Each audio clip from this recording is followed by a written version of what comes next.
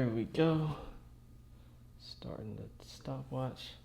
What is going on, YouTube world? I'm your brother Resident. This is KRTLYFE, KRTLYFE with the Y. Like, subscribe, comment, all those kind of things. And in today's video, we're going to talk about whether or not my Jordans are fake. Interesting story, so sit down because hopefully I can make this as short as possible. So back in 2017, I bought these shoes right here. This is a pair of Jordan 1 Chicago OGs, whatever you call it. And also, before I get into this, let me just make a quick disclaimer. I am a shoe enthusiast, but I don't really consider myself a sneakerhead. And if you go back on YouTube and you look at a bunch of my old videos, you'll be like, okay, yeah, this guy likes shoes, but sometimes he doesn't really know what he's talking about. And I'm not afraid to admit that I get things wrong. I'm human. I'm not infallible. Blah, blah, blah, blah, blah, blah, blah. So I like shoes, but I don't know everything about shoes, nor would I profess to know everything about sneakers. So in 2017, I bought this pair of Jordan 1 Chicagos. Very, very beautiful shoes. One of these shoes that I always wanted.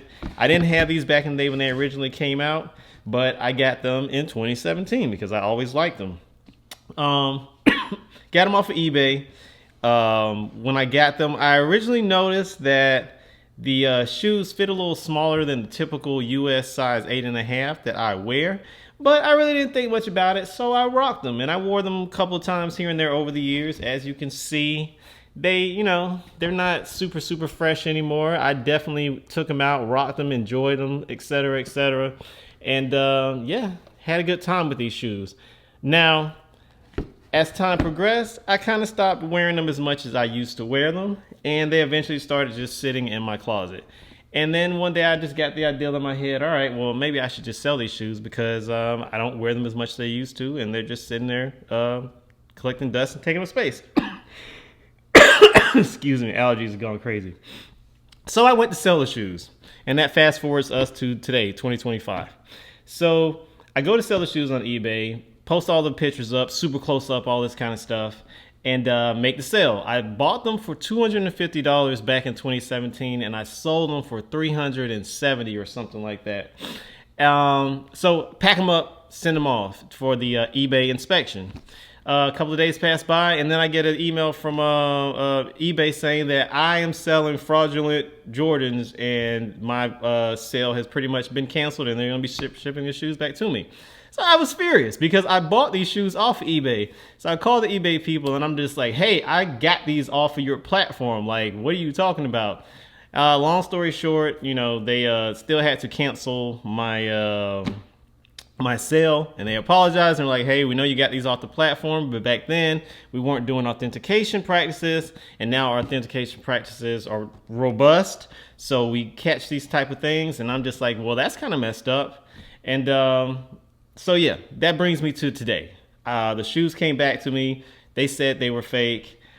I never even thought twice about whether or not they were fake or not, but after getting over how pissed off I was about the situation, I thought to myself one day, I was like, okay, are these shoes really authentic or not? So I started doing some digging and some research. It's all these videos online showing you okay, well, if this is off 1 millimeter, or if this is embossed too hard, or if it's too shiny or not shiny enough, then it's fake. But I also have seen other real ones that I bought in store that were embossed this way. And I'm like, okay, there's so many small little nuances and variables that can determine whether or not your shoes are fake or not fake. It's kind of all over the place. So I started looking at all the Jordans that I have in my collection and started comparing them to this pair to see if I thought they were real or fake. So one of the first things that I just happened to stumble upon was the toe box and the pattern of the toe box holes on this one. If you can see that clearly in the camera, these are pretty off. Another thing that I noticed on this pair that didn't really I guess correlate with my other pairs is the way that the swoosh is kind of under the heel cup leather instead of level with the heel cup leather. Because on the rest of them, let me show you my other ones.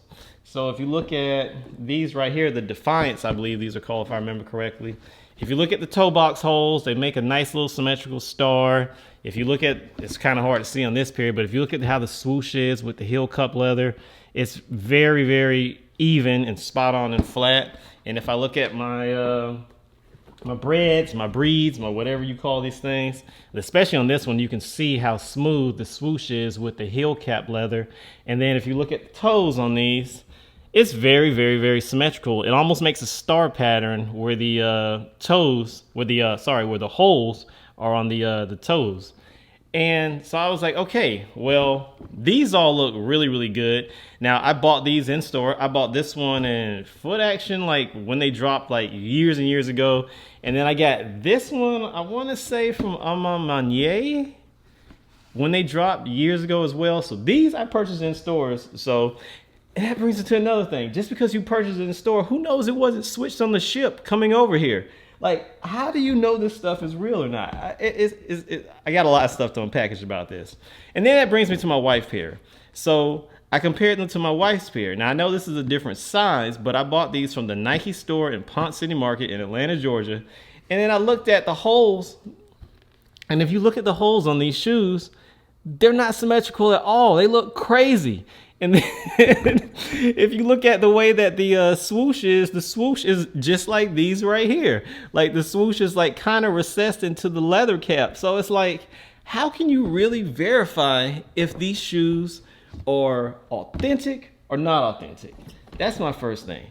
And my first question is the lack of consistency and quality control what really killed the sneaker game? Because Nike was trying to push these like super rare, super hard to get sneakers. And obviously there were lots of replicas being produced.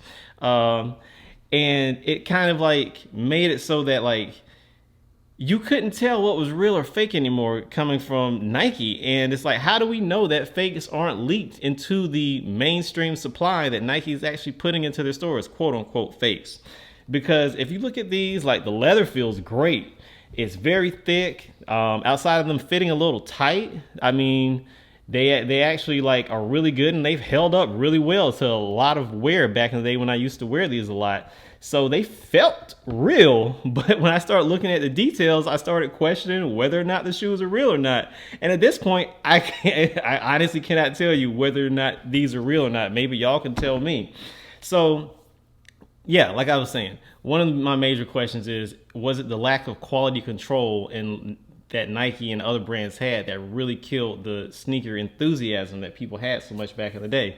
And then I started thinking, okay, like, well, so should we think of these sneakers and stuff like this, instead of thinking of them as like, okay, this is the product, think of them more like, I guess, like, for instance, this is the best example I could think of, like Kalashnikov, the AK-47. Like, there are, I guess, certified replicas of the Kalashnikov, and then there are authorized, I guess, manufacturers of the Kalashnikov that make very close interpretations of what the Kalashnikov should be like. So is that how we should approach shoes? Like, okay, yeah, Nike is the brand, and all these other companies are authorized to make this shoe? Because it's like you can look at things like the stars on the bottom of the shoes, and the stars are like completely different. Some stars are like really, really like prominent, and some stars are just kind of like whatever. And then one thing that I did find that most of them have in common is these little circles in the middle right there where the Nike swoosh is. But it's so hard to tell like what is a real and what is a fake. And I even saw this like documentary, I think it was on Deutsche Welle. And it was showing how, like, I'm not going to say the brand because, you know, I'm not going to get into the details, but it was basically showing how some brands will, for instance, say on their, like, products, made in Italy, but they're made in Italy with Chinese factories and Chinese workers, typically, like, making this stuff on Italian soil with Chinese practices. Now, I'm not saying that Chinese practices are better or worse than European practices. That's something that's up to debate. You know, y'all can fight about that all y'all want to in the comments. But I just think that there's a lot of really dodgy things going on in the garment industry and the shoe industry and the textile industry in general. So that being said, it's like I could see why these brands have kind of shot themselves in the foot, like to the degree where it's like, first of all, who cares? Like, who cares if your product is real or fake anymore? It's just kind of like, it just is what it is. But with certain things, I mean, you kind of want that quality control. Like for instance, with Rolexes right now, like the super clones like that I've seen on YouTube are crazy. And Rolex is one of those things you buy and you hope to like keep your value and your quote unquote investment in it and pass it along to the next generation, etc. But it's like these super clones are coming out, and then what if the super clones get into the like regular like stream of like products sold in stores somehow? Because I kind of feel like with Nike that has to have happened. Like between the shipping and between the factories, like and the lack of quality control, I can guarantee. Well, I can't guarantee you clearly, but I think it would be fair to assume that non-authorized products have gotten into the authorized product stream because yeah, it's like they're just all over the place. What else I want to talk about? Yeah, so basically that was all I wanted to talk about. Did mass production, artificial scarcity, and QC issues kill the sneaker game? Y'all let me know. But yeah, so now I don't know what I'm gonna do with these Jordans. I'm your brother Reza. This is KRTLYFE, KRTLYFE with the Y, like, subscribe, comment, all that. And I hope y'all find some kind of value out of this video where I'm just going on a rant. All right, talk to y'all later. Peace.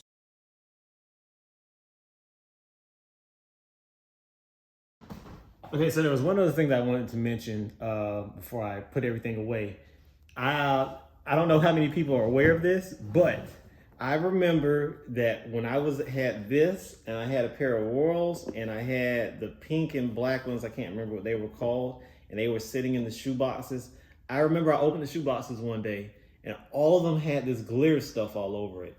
And I was thinking to myself, how in the world do these shoes get glitter all over them? I hadn't worn them to a strip club or to like Mardi Gras or anything crazy like that. And I did some digging, and apparently real Jordans, if you let them sit and don't wear them in a very dry, climate controlled area, some of them will form glitter on them. Look it up. It's kind of crazy.